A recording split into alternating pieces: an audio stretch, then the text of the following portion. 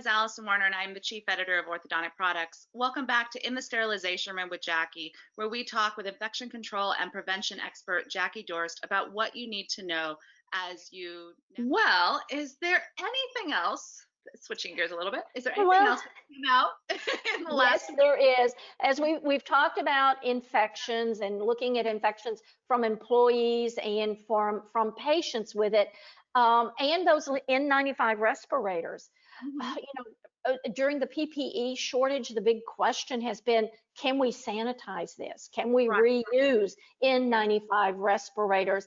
And as I've mentioned in the past, the FDA and NIOSH have not given an approval for an in-office decontamination method for the N95 respirators. However, there is an approved, and I say approved by the Food and Drug Administration, by NIOSH, decontamination provided by a company named Battelle.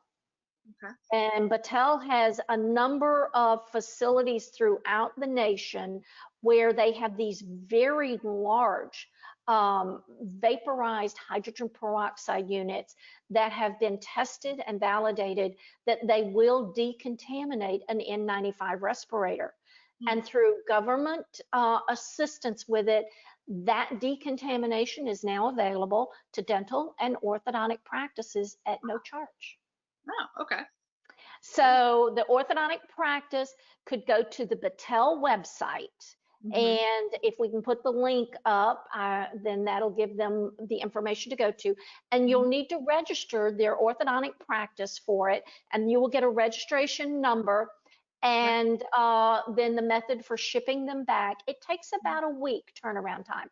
I've talked with a couple of offices who have gone through this, and there are 3 pages in that are very specific instructions for what type of mask that the practice can send back to Battelle for decontaminating. Now, the first condition is that it has to be in good condition. The straps still have to be attached to it. And if it's deteriorating, then obviously you can't reprocess it. The different brands of masks can be reprocessed anywhere from 2 to maybe 5 times by this decontamination. It depends on the brand and the type of material that it's manufactured. One of the very strict requirements for decontamination, though, Allison, is for the orthodontic team to realize, and since many of us are female women on the team, is that the mask, the N95 respirator mask, must be clean to be reprocessed.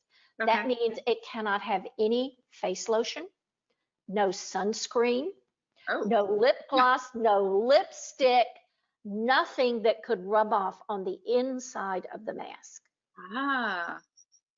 So if Battelle receives these masks and they're soiled on the inside, then they'll throw them away. So it's real important for the team members. And when I read that, I go, oh, I don't know if I could comply with this, because sunscreen is the first thing in the morning, and lotion.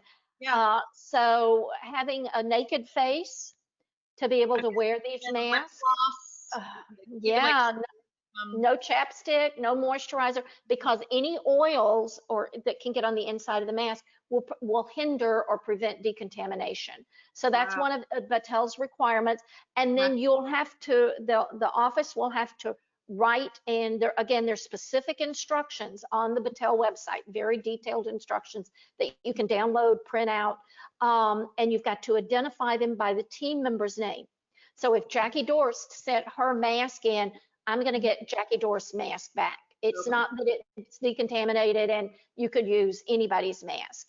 And then once you've labeled it with the proper labeling, then you're going to have to put it in a brown paper bag or some sort of paper bag, not a plastic bag. And then you could seal it and ship it and put all of these again in a box and send them to Battelle. And Battelle will decontaminate those with the vaporized hydrogen peroxide, repackage them, and then send them back. Now, the identification process has been very good from Mhm. what I've learned from a couple of offices, Mhm. but that big stipulation of the mask must be clean, no body oils, lotions on the inside, I think is going to be a challenge for orthodontic offices shipping them in. But Yeah. we know what a crisis these N95 masks have been and how very expensive they've Yeah. become for the practices. So having a free service that will decontaminate them Mhm. is an added bonus. And I'd like to also add follow up on the N95 mask that stockpiles have been released to Oh.